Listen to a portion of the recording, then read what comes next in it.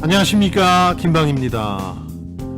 지난 상반기 증시 최대 이슈는 카카오와 네이버의 경쟁 구도였습니다. 두 주식 모두 비대면 성장주로 각광받고 있던 데다가 사업 영역마저 상당 부분에서 겹치면서 누가 더 가치면에서 앞설지 호기심마저 자극했던 거죠. 두 회사는 시가총액 면에서 70조 원 안팎으로 코스피 3위 자리를 두고 엎치락뒤치락하고 있습니다. 앞으로도 이 승부는 우리 미래경제의 중요한 일부가 될 겁니다. 그런데 이 두 회사는 비대면 성장주로 단순화시키기에는 너무 강력합니다. 코로나로 인한 유행 덕을 봤다기보다도 더 강력한 근본적인 뭔가가 있기 때문이죠. 한마디로 플랫폼 기업이어서 그렇습니다. 두 회사가 아니어도 우리 경제와 사회에서 이 플랫폼 기업들의 위력을 보여주는 예가 점점 늘고 있습니다. 핀테크 스타트업 기업으로 출발한 토스는 금융 플랫폼으로 성장하고 있습니다. MZ세대에게 사랑받는 은행이나 증권사로 자리 잡으면서 상장되지 않았는데도 이 기업 가치가 8조 원을 넘어섰다는 분석이 힘을 얻고 있습니다. 시중은행 임직원들이 이 신생 플랫폼으로 옮겨간다는 얘기에서 권력 이동의 기운마저 느껴집니다. 자, 성공예감 별책 보러기 마련한 휴가 특집 잠깐 쉬었다 갈게요. 오늘 함께 읽을 책은 현직 금융위원회 서기관이 쓴 플랫폼 경제와 공짜 점심입니다. 지식과 지혜를 얻는 가장 경제적인 방법, 성공예감 별책 프로 지금 시작하겠습니다.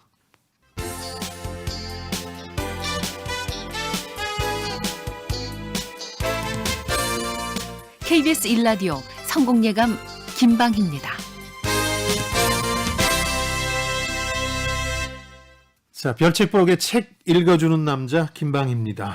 언제 어떤 상황에서도 웃음을 잃지 않는 우리 별님씨, 광명수씨 어서 오십시오. 안녕하세요. 별책 부록에서 별을 먹고 있는 광명수입니다.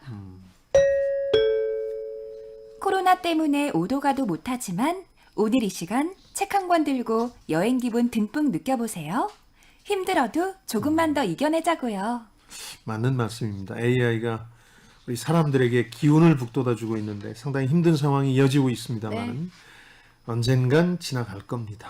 자, 우리 댓글 좀 볼까요? 네, 샵 9730 KBS 콩 그리고 유튜브를 통해서 많은 의견 주셨습니다. 7월 한숨 돌리고 갈게요 라는 주제로 휴가지에서 읽을 만한 책들을 선정해드리고 있는데요. 첫 번째 시간으로 엘리자베스 길버트가 쓴 빅 매직 함께 읽어봤었습니다. 2294번님, 강훈필님, 이정옥님, 정현옥님 등 많은 청취자분들께서 이 성공예감 별책 부록 청취율 대박 기원 메시지를 보내주셨어요. 저희가 청취율 조사 기관이라고 말씀을 드렸는데 그러면서도 또 우리 소장님 너무 초연하신 거 아니냐는 이런 질문들도 있었거든요. 집착하고 매달린다고 더 나아지는 것도 아닙니다. 돈과 방송의 공통점은 좀 초연해져야 따라오더라 이런 겁니다. 소장님께서는 초연하지만 저는 간절합니다. 잘하고 계신데요. 알겠습니다. 이 책의 저자가 엘리자베스 길버트 베스트셀러였죠. 먹기사라고 먹고 기도하고 사랑하라로 유명해졌는데 저자가 강조한 창조적인 삶에 대해서 3288번님 창조적 삶이란 용기가 많이 필요합니다. 하지만 일상의 생활이 걸림돌이 될 수도 있습니다. 해주셨고요. 김기태님도 이 책이 한때 인기였다가 사그러진 게 현실을 떠나야 하는데 그럴 수가 없다는 겁니다. 다음날 아침에 출근 안 하면 현실이라는 녀석이 기다리고 있으니까요. 라고 해주셨네요. 예. 이 책의 미덕은 네. 현실을 포기하라는 게 아닙니다. 창의적 삶을 위해서 현실을 외면하라는 게 아닙니다. 제3의 길을 제시하는 거거든요. 네. 이 저자 자신이 그 아르바이트를 하고 직장에 나가면서 자기의 꿈을 포기하지 않았잖아요. 보통 천재들의 삶을 얘기할 때 현실을 잊어버리거나 외면하라고 하는데 그렇지 않았다는 게 이 책의 미덕인데, 그러니까 분별력 있게 살면서 특히 빚지지 않으면서 정상적인 삶을 유지하면서 창조나 창작을 할 수 있다는 게 이 책의 미덕이거든요.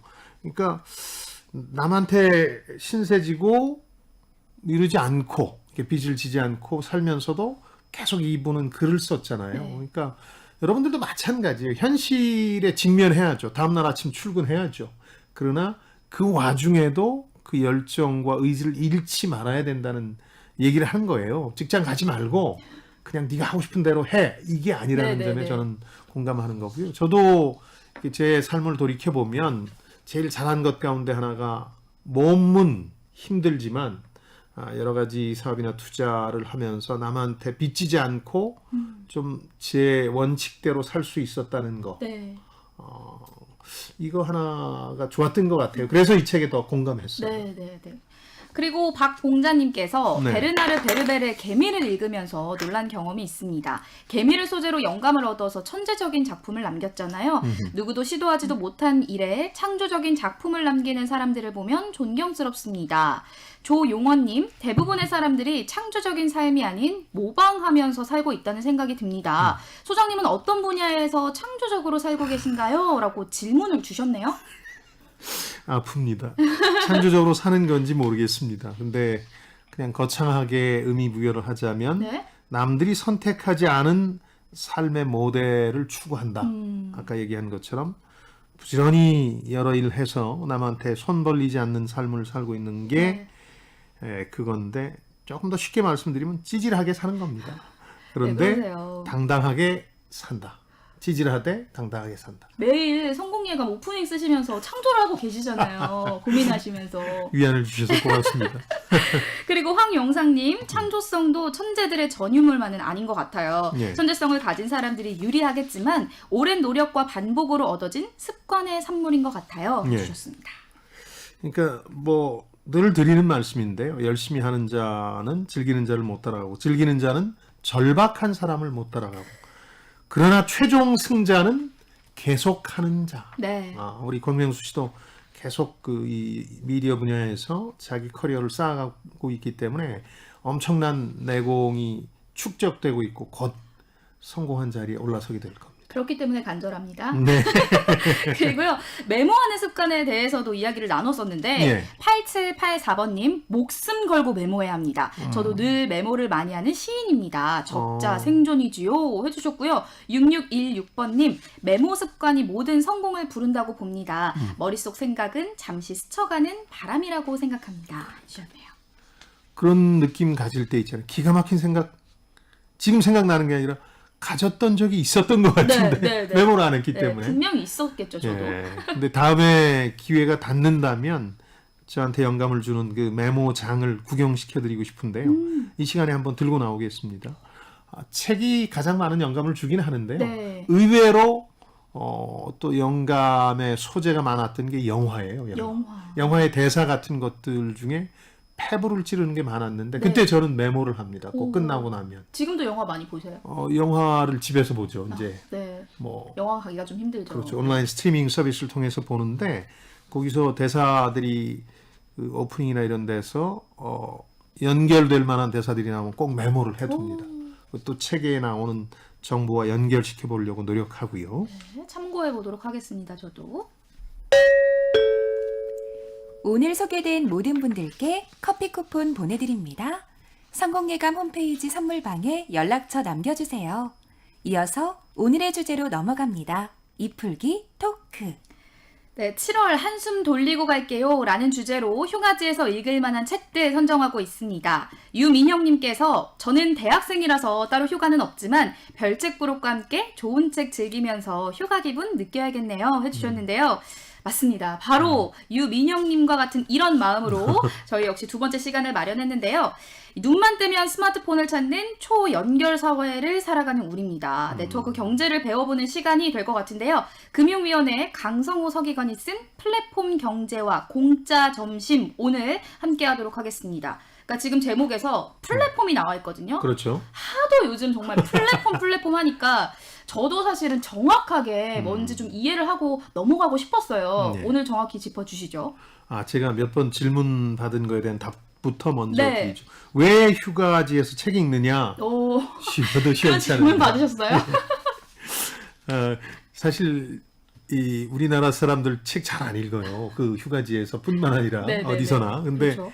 휴가지에서 꼭 책 읽는 분들이 있죠. 이제 코로나 이전에 어디 해외나 이런 데를 가서 보면 그 우리나라 사람이 아닌 분들 중에 책 펴놓고 이렇게 시간을 즐기는 분들이 있는데 해변에서도 그런 그렇죠. 외국인들 많더라고요.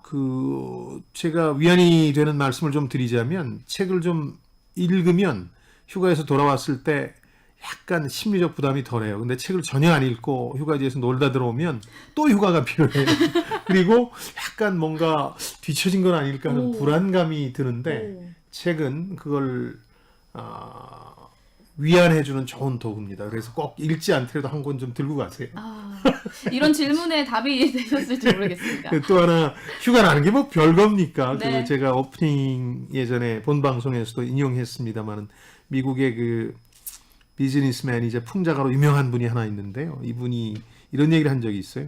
휴가의 10분의 1은 정말 노는 건데 네. 나머지 10분의 9가 뭐 하는 거냐? 뭐 하는 거죠? 그냥 돈 쓰는 거다.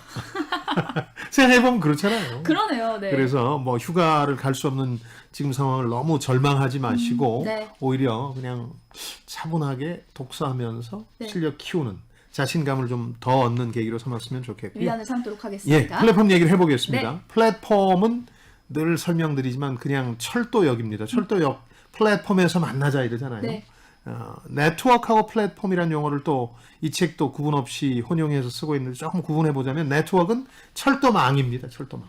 플랫폼은 거기에 들어선 사람들이 만나고 헤어지는 역이죠. 근데 이 책은 그 플랫폼을 장악한 기업들, 플랫폼 기업들과 그 환경, 또 그것 때문에 벌어지는 쟁점들을 정리하려고 노력한 책이고요. 플랫폼 기업은 오프라인의 플랫폼에서 어떤 역이 있으면 거기서 샌드위치도 팔고 신문도 팔고 많이 팔잖아요. 네.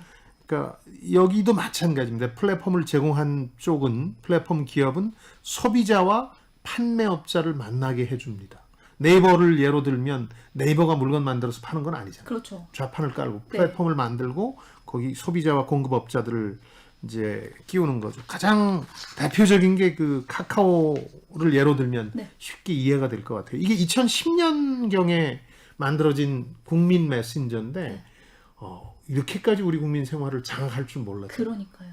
플랫폼이 완전히 그 라이프 스타일을 지배하는 네. 경우가 된 거죠. 그렇죠. 카카오톡 말씀을 해주셔서 저도 기억이 나는데 그때쯤에 이제 스마트폰으로 많이 넘어가는 시기였거든요. 예. 그래서 제가 스마트폰을 갖고 있는 친구가 저한테 예. 이거 쓰면 문자 메시지, 그러니까 돈 들이고 안 써도 공짜로 메시지를 주고받을 수 있어라는 이야기를 했던 게 기억이 나거든요. 그러니까 처음에는 사실은 그냥 메시지를 전달하는 역할만 하다가 그렇죠. 지금은 카카오톡을 통해서 선물하기까지 하는 돈벌이 수단을 얹은 거잖아요. 그렇죠. 그러니까 처음에 10년 전 등장했을 때는 말씀하신 것처럼 회사가 주로 투자를 해서 이제 역을 만들어 놓은 네. 거예요. 이게 사람들이 몰려들었어요. 그 이유는 문자보다 훨씬 편하고 쌌으니까 네, 돈이 네. 안 들었으니까. 근데 어느 순간 맨 처음 아마 부가 서비스 돈벌이로 카카오 측에서 내걸었던 게 선물 주고받기였던 네. 거, 선물하기라는 거. 그렇죠. 그렇죠. 지금은 굉장히 많습니다. 지금 카카오톡 열어보면 밑에 광고가 붙어 있잖아요. 사람들은 의식 못 하는데 네네. 돈벌이 비즈니스 모델이라고 불리는 것들을 많이 거기다 부과한 거고 네. 완전히 그 달라진 겁니다. 이런 비율을 들면 이해가 빠르실 거예요. 지금 1억 명 가입자의 매출 4조인데 철도역에 아까 얘기한 것처럼 철도역에 인기를 끌면서 사람들이 많이 들락날락거리니까 거기에 물건 파는 게 많이 입점했는데 진짜 철도역보다 더 무서운 게 이 플랫폼이 더 무서운 이유는 삶은 계란이나 샌드위치만 파는 게 아니에요. 네. 엄청나게 많은 수익을 올리는 부가 서비스들이 거기 올라가 있다는 거죠. 네, 네. 뭐 이모티콘 하나도 그렇죠. 다 돈을 받으니까. 그렇죠. 돈 주고 사야 되는 거니까요. 그러니까요. 그러니까 지금 플랫폼 경제에 대해서 어느 정도 설명을 해주셨는데 이해가 되셨죠? 네. 그렇다면은 이제 제목에 또 한 가지 단어가 있어요. 공짜 점심이라고 나와 있는데 이 공짜 점심이라는 단어가 들어간 이유가 뭘까요? 경제학에서는 이제 공짜 점심은 없다.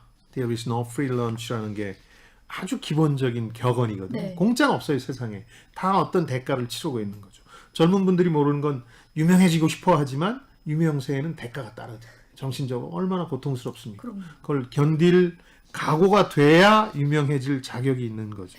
근데 이 공짜 점심은 없다는 격언은 19세기 미국에서 이제 나온 얘기인데 그 술 한 잔을 마시면 공짜 점심을 줍니다. 이렇게 어떤 술집들이 이 책에서는 서부라고 합니다만 동부에서 그런 술집들이 많이 확산되면서 네. 유명해진 말이거든요. 근데 술을 한두 잔만 마시는 게 아니라 많이 마시게 되잖아요. 네네네. 그러니까 알고 봤더니 그 공짜 도시락 가격이 술값에 다 반영된 거예요. 술값도 비싸고요. 그럼요. 네. 그러니까 마찬가지라는 거죠. 우리가 카카오톡을 이용하면서 서비스를 공짜로 이용한다고 소비자는 생각할 수 있는데 이게 과연 공짜 점심일까에 대해서는 의구심이 들 때가 많습니다. 네. 광고도 봐야 되죠. 우리 시간을 뺏기기도 하고 그렇죠. 또 그 밖에 실제로 돈을 내는 그 판매업자들이나 광고를 파는 사람들 이런 사람들이 있거든요. 물건을 파는 사람들. 그러니까 이게 과연 공짜 점심이냐 하는 근본적인 의문을 갖게 되는 거죠. 그래서 이 책은 플랫폼 기업들이 경제의 주역이 되면서 이 기업들이 일으킬 다양한 문제들, 특히 이게 공짜일까? 라는 의문을 제기하는 책이죠. 비교적 쉽게 써서 편하게 읽힐 겁니다. 몸풀기, 입풀기를 마쳤으니 이제부턴 심화학습으로 넘어가겠습니다. 오늘의 책 플랫폼 경제와 공짜 점심. 이것이 궁금하다. 키워드를 뽑아볼게요. 첫 번째 키워드. 양면 시장과 교차 네트워크의 외부성. 이게 무슨 얘기냐. 갑자기 쉽게 썼다고 네. 했는데 이런 그러게요. 어려운 용어가 등장하니까 당황스럽네요. 쉽게 이해할 수 있는 건데 이렇게 좀 어려운 용어를 써야 뭐가 좀 더 있어 보이는 법입니다. 그래서 저자는 3단계 정보혁명이라는 걸 처음 얘기하는데요. 네. 인류가 이렇게 정보를 수용하거나 확산시키는데 3단계 도약이 있었다는 거죠. 맨 처음에 있었던 게 글일 테고요. 글이 등장한 시기에 이제 피라미드 같은 게 생긴 거니까 역시 글이 혁명이었고 인쇄술 손으로 쓰는 거에 한계에서 이제 목판 인쇄술 같은 게 등장해서 금속 인쇄술 같은 게 등장해서 대량으로 보급하게 된 거. 네. 뭐 우리나라가 제일 빨랐고 그다음 구텐베르그의 혁명 같은 것들이 서구 선진국에서 이제 충격을 줬던 거고 그다음에 이제 20세기 후반에 있었던 인터넷. 네. 이건 그야말로 전 세계를 하나로 엮어버린 건데 인터넷이 등장한 후에 플랫폼이라는 게 늘어나기 시작했는데 이게 이제 아까 카카오톡의 예를 들면 소비자와 판매자를 연결하는 거거든요. 서로 다른 두 시장을 연결하는 네. 거예요. 그래서 양면 시장인데 소비자는 그냥 편하게 쓰면 돼요. 혜택을 입습니다. 그래서 혜택 받는 쪽, subsidy side라 그래서 혜택을 받는데 돈을 내는 쪽은 아니에요. 돈을 내는 거는 따로 있어요. money side라 그래서 기업들이 돈을 내요. 광고를 해달라. 네. 혹은 이모티콘을 팔아달라. 그렇죠. 선물하기에 내 거 입점시켜달라. 그러면서 돈을 내잖아요. 네. 돈 내는 사람, 혜택 보는 사람이 따로 있어요. 근데 다른 보통의 물건을 보면 돈 내고 내가 혜택을 사는 건데 그렇죠. 이건 양면이 있는 거예요. 두 시장이? 주체가 완전히 다른 거죠. 네. 근데 이게 공짜 점심이냐 하는 근본적인 의문은 남죠. 예를 들어서 공짜처럼 보이는 것들이 절묘하게 플랫폼에서 나중에 걷어가기 위한 수단인 게 많거든요. 예를 들어서 넷플릭스도 플랫폼인데 네. 넷플릭스는 한 달간 공짜로 이용하고 맞아요. 푹 빠져 있으면 돈 내야 되잖아요. 네, 맞아요. 공짜 미끼잖아요. 그게. 그렇죠. 또 뭐 예를 들어서 유튜브도 광고가 자꾸 나와서 애들이 유튜브 보는데 광고 때문에 짜증을 내니까 그럼 한 달에 10,000원 내고 프리미엄 봐. 써봐. 그렇죠. 네. 이것도 공짜 점심 같은데 아리송해 아닌 것 같기도 네. 하고 가장 많은 거는 이제 광고를 보는 겁니다. 카카오톡을 이용할 때 어쩔 수 없이 광고를 봐야 돼요. 네. 그 돈을 내는 광고주들의 광고를 봐야 되는 거죠. 이것들이 이제 과연 공짜 점심인가 하는 의문이 들게 하는 거죠. 근데 전통 경제학에서는 수요와 공급이 만나서 가격이 결정되고 이게 가장 중요한 시장 기능이라고 보는데 이건 안 그래요. 만약에 지금 예를 들어서 배달앱 같은 데서 수수료 개편할 때 벌어진 일입니다만은 여기 말고는 이용할 데가 없어. 소비자도 그렇고 공급자도 그렇고 네. 판매자도 그렇고 이 사람들이 가격을 마음대로 올릴 수도 있어요. 그러니까 독점 기업이 네.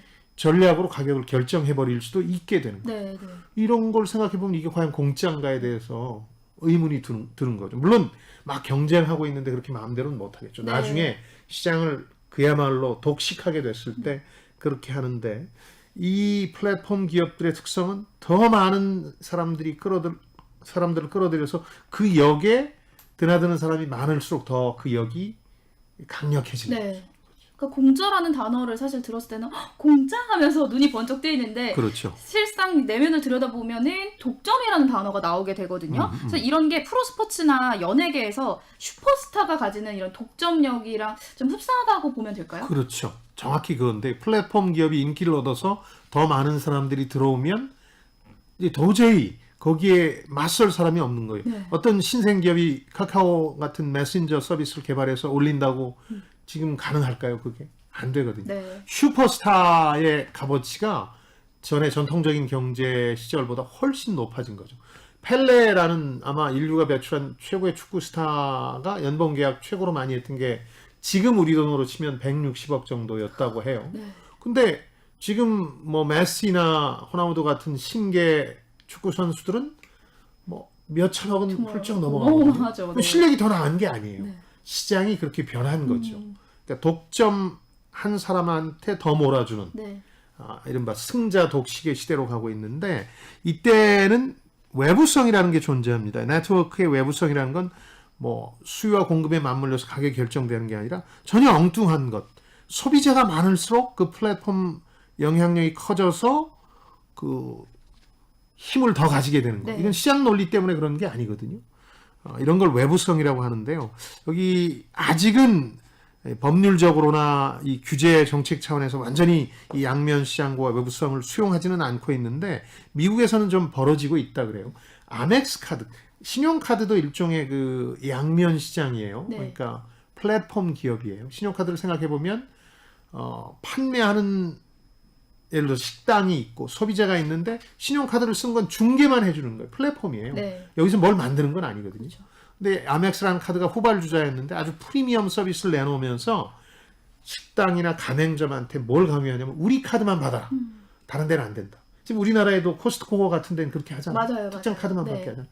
그게 이제 불공정 거래냐 아니냐 이제 미국 대법원까지 갔는데 대법원에서 이건 합법적이다라는 판단을 한 이유는 양면 시장과 외부성을 인정했다는 뜻이거든요. 무슨 뜻이냐면 좋아 불공정 거래한 거 맞아. 근데 그렇게 해서 아멕스 카드가 얻은 이익을 소비자한테 돌려줬잖아. 소비자의 더 큰 혜택으로 프리미엄 서비스를 통해서 돌려줬으니까 이건 예전 기준으로는 불공정한 게 맞는데 지금은 이해될 만해. 네. 소비자 혜택으로 돌아갔으니까 하고 아멕스 카드가 이겼어요. 그래서 이런 양면 시장이나 양면 시장이 주는 독점한 기업이 그 슈퍼스타의 그 혜택처럼 소비자한테 돌려주기만 하면 그 권력을 누려도 된다는 쪽으로 네.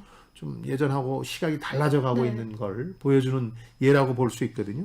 근데 이런 것들이 뭐 지금은 좋은 얘기, 소비자 혜택으로 돌아갔다는 얘기만 하는데 아주 많은 그 사회적 문제를 야기할 수 있겠죠. 경제적 문제를 포함해서. 예를 들어서 소득과 노동이 비례하지 않는다는 문제도 책에서는 언급하고 있는데 지금 플랫폼이 생겨나서 배달을 막 하거든요. 네. 예전에는 막 24시간 가까이 일하시는 분들한테는 소득도 그만큼 많이 떨어졌는데 지금은 그 가치가 너무 많이 떨어져서 배달 기사님들은 진짜 과로사가 나올 정도로 열심히 하지만 그 소득이 그냥 돈을 번 사람들에 비하면 형편없이 적잖아요. 이런 문제들도 야기한다는 거죠. 그런 부분들을 말씀해 주셨는데 아무래도 플랫폼의 영향력이 막강하다 보니까 예. 이걸 이용하시는 분들도 많잖아요. 그렇죠. 그러니까 예를 들어서 SNS에 사진이나 영상 이런 거, 그러니까 저희가 봤을 때는 사실 그냥 영상 사진 한 장이겠지만 그분들은 굉장히 노력을 많이 기울이시겠죠. 근데 그런 영상들로 굉장히 큰 돈을 벌어가는 뭐 인플루언서라든지 소위 말하는 그런 분들을 보면 사실 방금 말씀해주신 배달하시는 분들이 좀 상대적으로 저 같은 경우도 그렇고 보면서 상대적 박탈감을 느낄 수밖에 그럴 수도 없거든요. 있죠, 근데 이제. 그런 흐름들을 따라서 나도 이렇게 플랫폼을 좀 이용을 해야 되나? 이렇게 생각이 들기도 해요. 어떻게 하면 될까요? 그 인플루언서들은 인스타그램이라는 플랫폼에서 장사를 하시는 거잖아요. 네.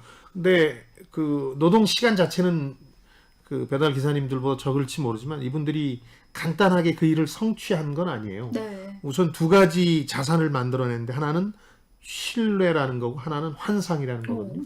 사람들이 인스타그램에서 그분이 이 포스팅한 걸 보면서 나도 저런 라이프 스타일을 갖고 싶다는 환상을 가지잖아요. 네. 그럴 만큼 멋지게 포스팅을 하시잖아요. 예를 들어서 찌질한 제 삶을 올리면 누구도 그걸 가지고 환상을 갖지 않을 거예요. 나는 저렇게 살지 말아야지 하겠죠. 근데 그분들은 그런 환상을 자극했고 네. 또 하나 신뢰를 얻어냈거든요. 저분들이 사는 걸 나도 사야지. 그럼 내가 저분의 라이프 스타일을 닮을 수 있을 거야. 그래서 그분들이 물건을 팔 수 있게 된 거거든요. 네. 그걸 쌓는데 몇 년이 걸렸을지 모르죠. 그리고 그만한 팔로워들을 만들어내는데 정말 부단한 노력을 했겠죠. 네. 재밌는 건 인스타그램에서 물건을 파시는 분들이 그걸 자신들이 만드는 물건이 아니기 때문에 여전히 공구라고 하더군요. 맞아요. 공동구매라고. 네. 근데 그 말을 잘 생각해 보면 너 나랑 같이 살래? 이런 뜻이거든요. 네. 그러니까 나랑 같이 사면 내 삶을 사게 되는 거야 하는 그런 느낌을 주기 위해서 여전히 그 약간 낡은 느낌의 네. 공구라는 표현을 쓰더라고요. 내가 파는 게 아니라 그렇죠. 나랑 같이 사는 거예요. 이런 느낌으로. 나랑 같아지는 거야. 재밌네요. 네. 그리고 또 이 책에서는 블록체인 기술도 플랫폼 경제의 일부라고 등장을 하고 있는데 이거 어떤 맥락에서 나온 이야기일까요? 그러니까 비트코인 같은 가상화폐에 적용된 기술이 블록체인이라는 거 다들 아실 거고요. 그 서비스로서의 그 블록체인을 보면 가상화폐 아니고 네. 플랫폼으로 볼 수 있다는 거죠. 네. 그래서 블록을 체인처럼 쌓는다는 데서 이 이름이 나온 거거든요. 그러니까 우리말로 치면 분산 원장이라고 보시면 됩니다. 누군가 거래를 하고 금융 거래를 하고 그러면 우린 은행에 다 그 기록이 남는데 신용카드 회사에 기록이 남는데 이건 블록체인에 남는 거고 각자가 각자의 재산과 거래를 분산해서 그 보관하는 거거든요. 이걸 차곡차곡 쌓는 건데 채굴이라는 과정은 10분마다 한 번씩 그 쌓아가는 과정이거든요. 근데 그걸 어렵게 만들어 놨어요. 어려워서 컴퓨터를 엄청나게 돌려야 간신히 시간에 맞춰서 진짜 혹은 가짜를 만들어낼 수 있는데 그게 진짜냐 가짜냐는 그 얼마나 더 이 블록체인이 쌓이느냐에 달려 있는 네. 거거든요. 그런 점에서 보면 이것도 플랫폼으로 볼 수 있고 거래의 효율성은 낮은데 대신 철저하게 믿을 수 있다. 네. 신뢰감을 주는. 네. 그래서 이 블록체인이라는 플랫폼이 금융뿐만 아니라 다양한 분야에서 자리를 잡을 거다. 네. 가상화폐는 그야말로 폭락할 수 있어도 블록체인 기술은 앞으로 이 플랫폼 시대에 각광을 받을 거다. 네, 그런 네. 전망을 내놓고 있는 거죠. 그럼 마지막으로 은행이나 중앙은행 같은 중개 서비스가 좀 이제 사실상 필요가 없어진다라고 보면 될까요? 그게 이제 블록체인 기술이 적용된 대표적인 분야인 가상화폐의 미래를 어둡게 하는 거죠. 없어지게 하죠. 은행이나 중앙은행. 네. 그러니까 용인할 수 없는 거예요. 각국 정부나 중앙은행 입장에서는 자신들의 존재 가치가 없어지는 거니까 네. 공식적인 화폐로 통용되는 걸 막고자 하는 거죠. 그래서 최근에 가격이 폭락한 거고 네. 다만 미래의 다른 분야에서 쓰일 가능성이 높다고 보는 건 아주 단순 반복적인 거래를 아주 신뢰성을 가지고 수행할 수 있게 하는 거죠. 어느 한 기관이 그 모든 정보를 지금처럼 가진다면 정보가 새는 문제도 있을 수 있고 정보를 악용하는 문제도 있을 수 있는데 이건 누구도 악용할 수 없다. 돈으로서는 악용할 수 있지만 기술을 악용할 수 없다. 그러니까 좀 단순 반복적인 업무에서는 중개기관 배제하고 이게 플랫폼으로서 플랫폼 기술로서 서비스로서 앞으로도 각광받을 거다 이렇게 전망하고 있습니다. 이어서 다음 키워드 뽑아볼게요. 두 번째 키워드, 감시 자본주의와 동료 생산. 이 용어도 어려운데 설명 듣고 나면 별거 아닙니다. 네. 그러니까 데이터라는 관점에서 인류 역사를 이 저자는 세 단계로 구분해요. 처음에는 독재입니다. 네. 데이터를 다 독점해요.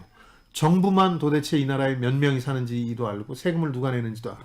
그 다음이 민주사회로 이제 건너오고 네. 그 다음 기업사회로 가고 있는 거죠. 우리도 경험하고 있습니다만은 이 기업사회로 가면 기업에 다 좋은 식으로 제도나 법, 규정 같은 게 바뀝니다. 그걸 경로 의존성이라고 그러는데 제도가 기업 중심적으로 가는 거죠. 이런 상황에서 감시 자본주의라는 게 이 데이터들을 기업들이 독점하기 시작하면서 등장한다고 보고 있는데요. 이름이 무시무시해서 그렇지 이미 벌어지는 일입니다.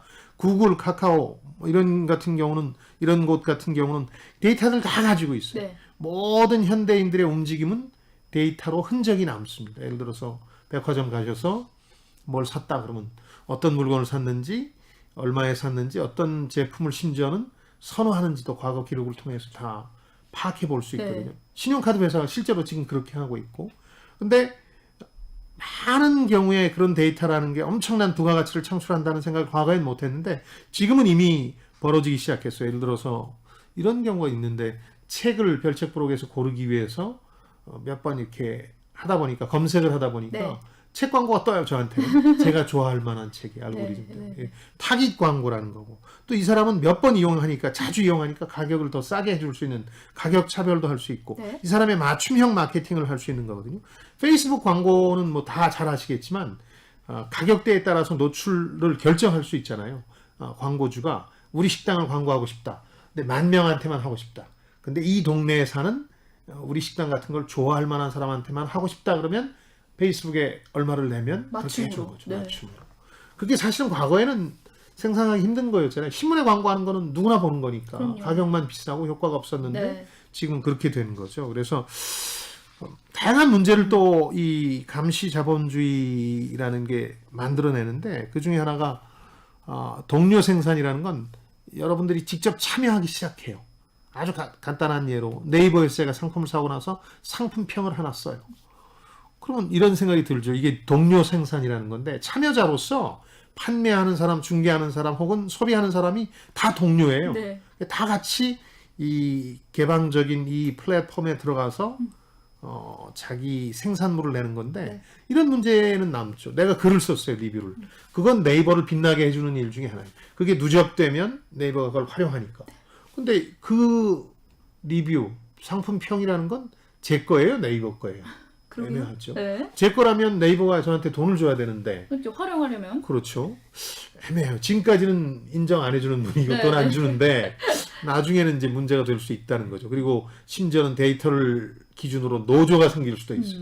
상품평 쓴 사람 다 모여라. 우리 네. 노조 만들자. 네. 그래서 네이버에다가 돈을 요구할 수도 있는 거고 또 하나 이 데이터라는 게 얼마나 막강해지고 있느냐 하면 쌓이면 쌓일수록 아까 플랫폼 기업이 이용자가 많아지면 많아질수록 더 막강해진다는 표현을 썼는데 데이터도 똑같은 속성이 있어서 쌓이면 쌓일수록 더 강해져요. 네. 구글이나 네이버를 검색 엔진으로 다른 기업들이 따라잡지 못하는 건 너무 자료가 축적됐기 때문에 데이터가 네. 지금 신생업체가 그렇게 따라갈 수가 없어요. 그러니까요. 신생업체가 와도 이용을 못하는 거죠. 네. 이런 문제들이 좀 생기는 거죠. 가장 대표적인 건 자율주행인데요. 자율주행은 지금 약간 어설픈 단계지만 장기적으로 완벽해질 수 있는 게 데이터가 계속 쌓이니까 이런 상황에선 이건 나무구나, 이건 돌멩이구나. 그래서 차는 어떻게 움직여야 되는구나 하는 일종의 시행착오를 반복한 인공지능이 낳을 기술력이 더 완벽하게 네. 만들어낼 수 있는 거죠. 그러니까 이게 막강해진다라는 게 곧 권력을 잡는다라고 표현을 하면 되잖아요. 그러니까 그렇죠. 앞으로의 어떤 신권력의 흐름은 어떻게 될까요? 그러니까 여기 재밌는 표현이 등장하는데 지금은 플랫폼 기업이 신권력의 주역이고 구권력, 옛날 제조업체들을 파이프라인 기업이라고 표현하고 네. 있는데 둘을 이렇게 비교해요. 과거 전통적인 제조업은 돈이었다, 커런시였다. 네. 그런데 지금 새로운 권력은 일종의 흐름이다. 흐름. 뭐의 흐름이냐? 정보나 데이터의 흐름인데 다수가 참여해서 개방하고 이 사람들의 흐름이 방향을 결정하는 거죠. 근데 인터넷이 처음 나왔을 때만 해도요. 저만 해도 이렇게 많은 데이터나 정보가 깔려서 뭐 그걸 통해서 뭘 우리가 부가가치를 생산할 거라고 생각 못 했어요. 네. 그냥 뭐 연결되는구나 이런 정도로만 생각했지 데이터의 홍수가 될 줄 몰랐거든요. 그러니까 이게 참여자가 보통 사람이기 때문에 네. 보통 사람이 다 들어가서 이렇게 참여할 줄 몰랐거든요.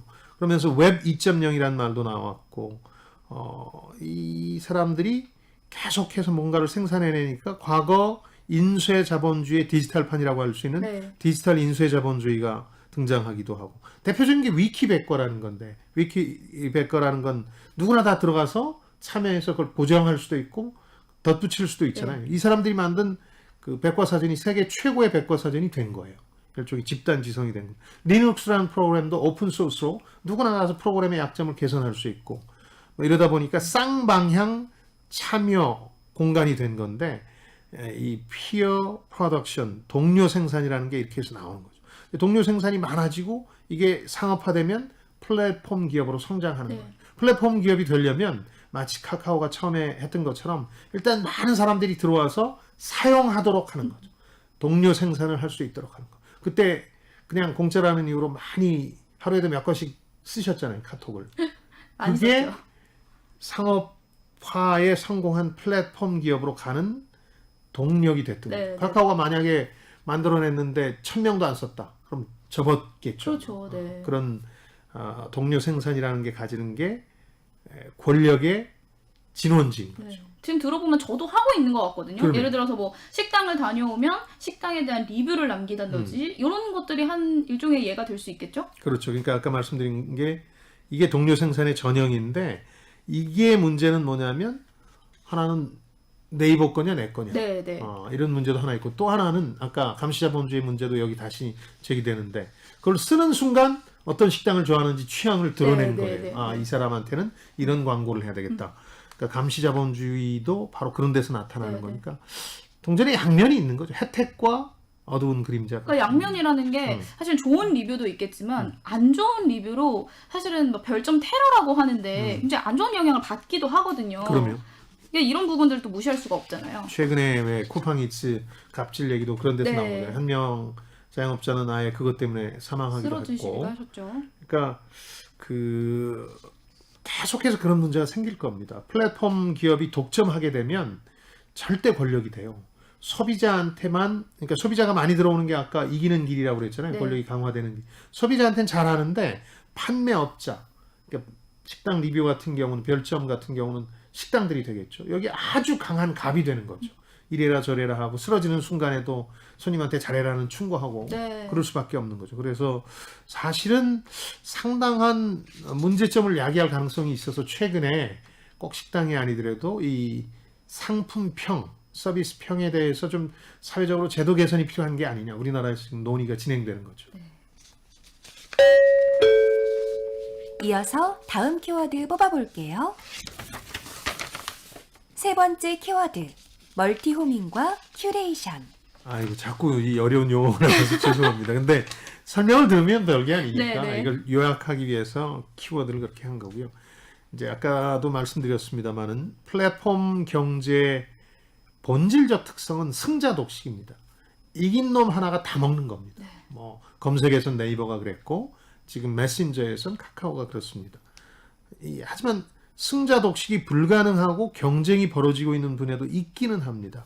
여러 플랫폼이 공존하고 소비자가 여러 개를 쓰는 걸 멀티 호밍이라고 하는데 홈이라는 건 가정, 집이니까 네. 여러 집을 두는 거예요. 전자상거래 어떤 거 주로 이용하세요? 이커머스. 쿠팡도 이용하고 여러 개 이용하죠. 네. 이건 아직 쿠팡이 강력해지고는 있습니다만은 멀티 호밍을 하는 단계죠. 그렇죠. 저도 뭐 저 이베이, G마켓 이런 것도 네, 쓰고 여러 개. 뭐 그 공연이나 여행 항공권 예약은 또 인터파크를 쓰기도 하고 뭐 인터파크에서, 이런 네. 식으로 멀티 호밍을 하고 있는데 플랫폼 기업 입장에서는 기분 나빠요. 네. 내 것만 이용해서 왜 다른 거 써? 그렇죠. 그런 거죠. 그래서 내 것만 이용하게 하기 위해서 여러 가지 장치를 내겁니다. 그게 싱글 호밍인데 네. 내 거 하나로 다 할 수 있게 해줄 테니까 내 것만 써 이렇게 다른데 한 유인하는 팔지 거죠. 마 이런 거죠. 그렇죠. 미국을 예로 들면 전자상거래가 우리하고 달리 거의 아마존으로 통일이 됐어요. 네. 마켓시어 자체는 38%밖에 안 되는데 실제 보면 대부분 다 아마존을 쓰는 거죠. 왜 그럼 아마존이 그렇게 멀티 호밍에서 싱글 호밍을 성공시켰느냐. 아주 차별화된 서비스를 하는데 돈으로 밀어붙이기 때문에 딴 곳이 따라 할 수가 없는 거죠. 예를 들어서 잘못 배달됐다. 그럼 우리나라의 경우는 이제 돌려보내야 되잖아요. 네. 거기 그냥 네가 써. 근데 얼마나 좋아요. 잘못 배달된 걸. 네. 심지어는 그게 금액이 아마존 기사에 보면 막 몇 천만 원짜리도 그냥 가져라 이런 식의 우리 실수니까. 감수를 하는 거죠. 그렇죠. 큰 그림에서 보면 그게 소비자를 끌어들이는 일이니까. 네. 그러다 보니까 차별화된 서비스라는 게 뭐냐면 다른 말로 하면 큐레이션인데요. 큐레이터라는 건 큐레이터라는 직업 이름에서 알 수 있듯이 미술관에서 자 어떤 그림이나 이벤트를 해야 방문객들이 좋아할까를 궁리하는 사람들이거든요. 네.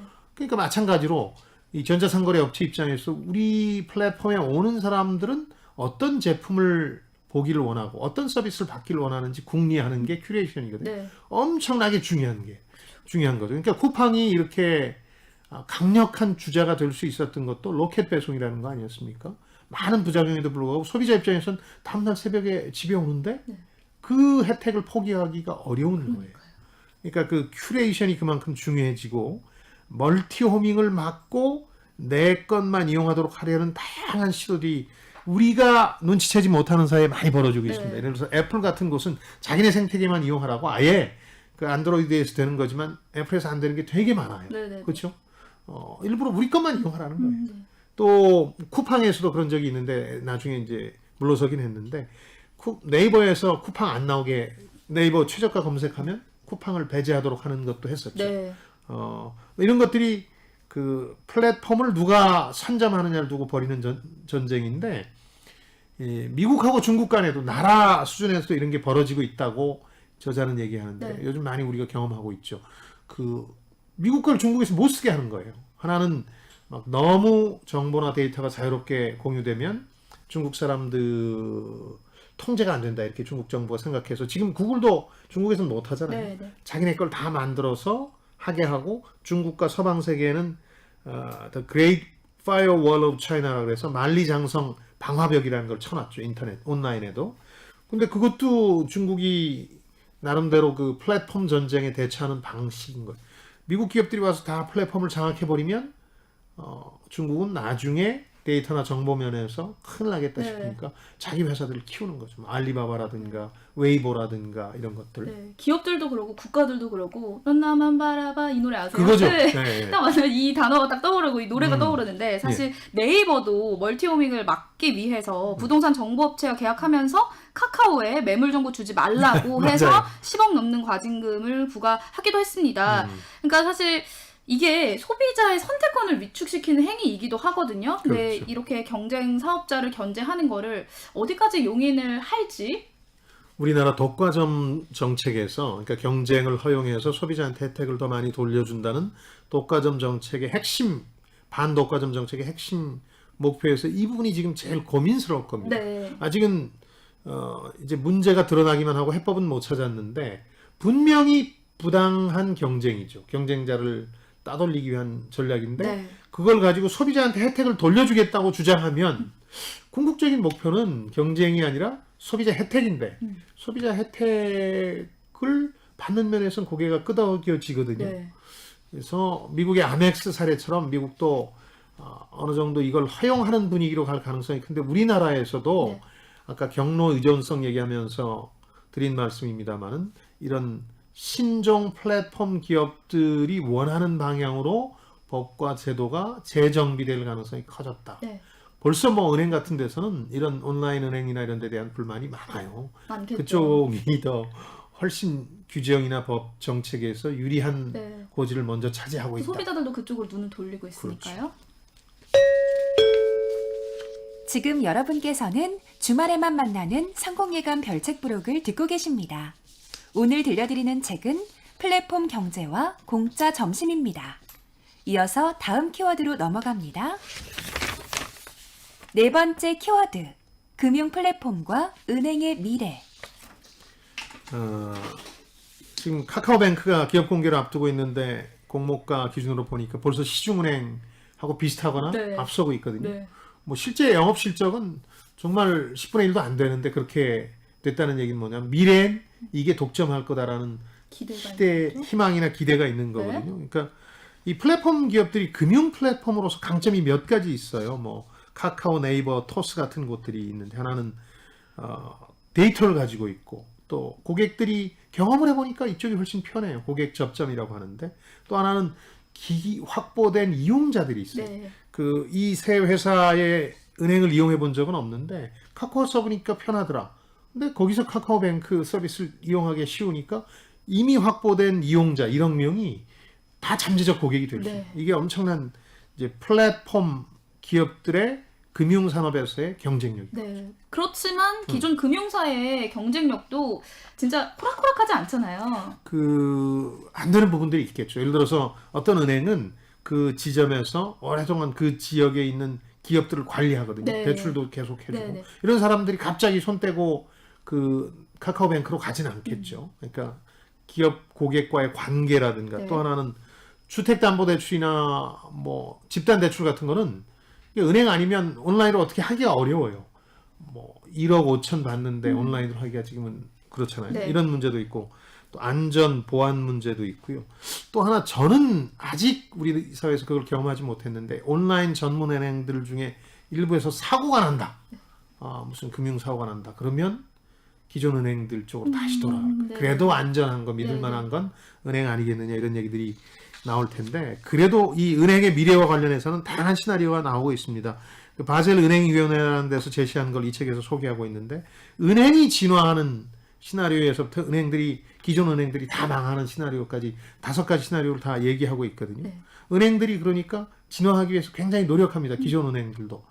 투자은행에서 세계 1위인 골드만삭스는 아예 우리는 은행이라고 하지 마라 이제 기술 기업이다, IT 기업이다 이렇게 불러달라고 하고 있고, 싱가포르 DBS 같은 경우에는 데이터 기업으로 거듭나기 위해서 다 그냥 경쟁자들한테도 우리가 가지고 있는 데이터 오픈할 테니까 같이 부가 사업을 하자 이렇게 얘기를 하고 있고, 그래서 은행의 미래와 관련해서는 네이버나 카카오톡스 같은 곳이 금융 플랫폼으로 가느냐, 아니면 기존 은행들은 상품을 만드는 데는 굉장한 재능이 있고 또 이미 많이 만들어 놨으니까 이 금융 상품을 파는 마켓플레이스로 가느냐, 이 두 가지 시나리오가 충돌하고 어느 쪽이 이길지는 이 금융위원회 현직 서기관도 장담 못한다고 하고 있고, 제 생각도 마찬가지입니다. 은행이 지금 부지런히 기존 인프라를 가지고 쫓아오면 꼭 새로 뛰어든 이 기업들이 이긴다고 장담할 수만도 없죠.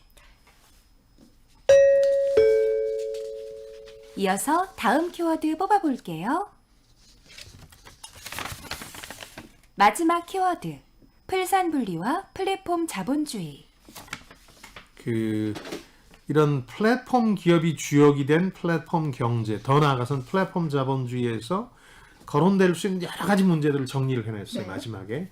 그리고 그걸 어떻게 규제하고 부작용을 막을 것이냐에 대한 미국의 논의를 좀 정리했는데, 그 중에 하나가 풀산분리라는 겁니다. 우리나라에는 금산분리 제도가 있습니다. 삼성은 은행을 못 가집니다. 왜냐하면 은행 가지면 그렇지 않아도 삼성이 막대한 영향력뿐만 아니라 자금 수요를 가지고 있는데 은행 돈 끌어쓰지 말라는 법이 어디 있느냐. 그래서 사금고하를 막겠다고 금산분리를 해놨는데, 이제는 플랫폼하고 산업을 분리할 가능성도 미국에서 제기되거든요. 아마존을 예로 들면 아마존이 직접 돈이 많으니까 물건을 만들어서 팔아버리는 거예요. 지금은 좌판 깔아서 판매자들을 입점시켜서 소비자한테 파는데, 그렇죠. 슬슬 이제 자기들 물건을 늘려가거든요. 네. 그리고 검색을 하면 자기들 물건이 먼저 나오게. 네. 그러면 이거 문제 많다 생각하고 제조업체 미치는 타격도 클 테고, 미국 정부가 아마존이 만들고 파는 걸 모든 분야에서 다 할 수는 없도록 규제하기 시작했거든요. 이게 풀산분리입니다. 네. 이제 우리나라에서 들어올 수 있겠고요. 뭐 다양한 규제 방안들이 나옵니다. 플랫폼 기업들 독점 규제하는 거. 가지고 있는 데이터가 결코 자신들만의 것이 아니라 소비자들이 참여해서 만든 거니까 네. 공유하자라든가, 또 네트워크를 이용하는데 이거에 대한 소득세를 내자고 한다든가, 로봇을 이용해서 일자리를 많이 줄이고 있는데 로봇세를 내게 한다든가, 뭐 이런 식으로 얘기하고 있는데, 네. 이 저자는 여기서 조금 더 나아가서 우리가 지금 공산주의라는 걸 시장 경제가 이기고 나서 그야말로 자유로운 경쟁 사회가 됐는데, 이게 초래하는 여러 가지 문제들도 많다. 네. 비효율이라든가, 그다음 가졌는데 쓰지 않는 거. 예를 들어서 차를 내가 가지고 있는데 이걸 남들하고 나눠 쓰면 훨씬 효율적인데 그냥 집에 묵혀둔다. 네. 일주일 내내 목욕탕 갈 때 한 번 쓴다. 그럼 비효율적이잖아요. 그렇죠. 자원 낭비고. 네. 이런 걸 어떻게 해소할 거냐와 관련해서 오히려 이제 어떤 AI가 아주 중앙 정부가 과거에 했던 것보다 훨씬 효율적인 계획 경제를 할 수도 있을 거다. 워낙 처리라든가 계획이 빨라지니까 네. 어떻게 보면 자본주의가 아닌 형태로 돌아갈 수도 있겠다. 거대한 AI가 자원을 배분해주는, 그러면서 이제 소유 문제도, 사적 소유라는 게 이제 과연 이런 비효율과 다른 부작용들을 감당할 수 있겠느냐. 공유 경제가 널리 퍼지는 거는 차를 나눠 쓰고 하는 네. 것들, 이런 것들도 이런 자본주의 형태가 완전히 달라지는 것이 아니냐, 이런 것들을 마지막에 이제 제시하고 있죠. 물론 조금 너무 나아간 느낌은 있습니다만은 장기적으로는 이런 논의들도 이제 나오겠죠. 편리하다고만 생각을 했는데 여러 가지 문제점들도 앞으로 생각을 해야겠네요. 그러니까 이미 많이 현실화됐죠. 사실 편리하게 아까 말씀해 주신 쿠팡을 포함한 네. 전자상거래 업체를 이용하는데 그걸 배달해 주시는 분들은 과로사하고 산업재해를 당하고, 네. 그 양극화의 문제도 있고요. 쿠팡의 주인은 김범석 의장은 미국에 상장하면서 순식간에 몇 조 원 돈을 거머쥐게 됐잖아요. 그러나 24시간 잠도 못 자면서 배달하는 사람은 한 달에 300만 원을 벌 뿐이거든요. 이런 양극화의 문제도 좀 생기고 굉장히 어려운 문제들이 있죠. 특히 걱정되는 건 공짜 점심이 되지 않는, 공짜 점심 가격이 아주 비싸지는 순간인데 그때가 언제냐? 네. 승자 독식하는 상황. 한 업체가 그냥 다 쓸어버리는 거. 전자상거래를 예로 들면 쿠팡만 살아남았다. 나머지는 투자하다 지쳐서 발을 뺐을 경우에 그럼 쿠팡이 지금처럼 좋은 서비스와 낮은 가격을 유지할 수 있느냐? 아니될 거라는 거죠. 무서워지는 거네요. 그렇죠. 그때는 이 플랫폼 경제가 상정했던 미래가 천국이 아니라 지옥이 될 수도 있는 거거든요. 그래서 이 공짜 점심이라는 제목은 문제의식을 담아서 진짜 공짜 점심일까? 하는 네. 질문을 우리한테 던지는 거죠. AI가 선정한 심쿵 한방.